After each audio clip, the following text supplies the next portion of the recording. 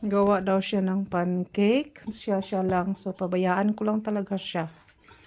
Bahala siya.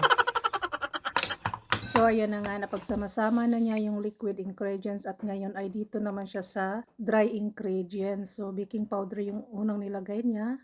Hinalo niya doon sa liquid. Ngayon, ito naman yung meal or flour. So, napakapuno talaga ng kutsara nilagay niya. Ako ang natakot na baka tapon-tapon yung mga flour ba. So, pinabayaan ko na lang talaga bahala na kung ano mangyari sa ginagawa niya. Para naman matuto siya kung anong kalalabasan sa ginagawa niya. Naging maayos naman ang resulta at ayan na nga. Inano na niya na para daw flat na 1 cup ang kanyang flour. So, hinalo na niya dyan sa kanyang liquid na ingredients at hahaluin lang niya yan hanggang sa smooth yung ginawa niya. So, ayan na nga, medyo walang, nung tawag nito, walang walang lakas yun.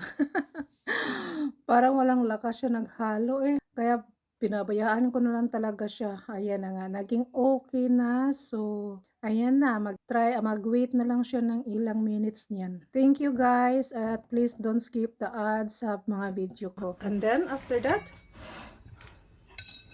10 Minuten warten. 10 Minuten warten. So, du musst 10 Minuten. Nein, nicht anmachen, ist später. Du musst noch. Ich habe gedacht, das war den Timer. Nein.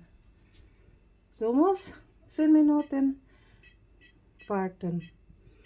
Tapos ay lulutuin na.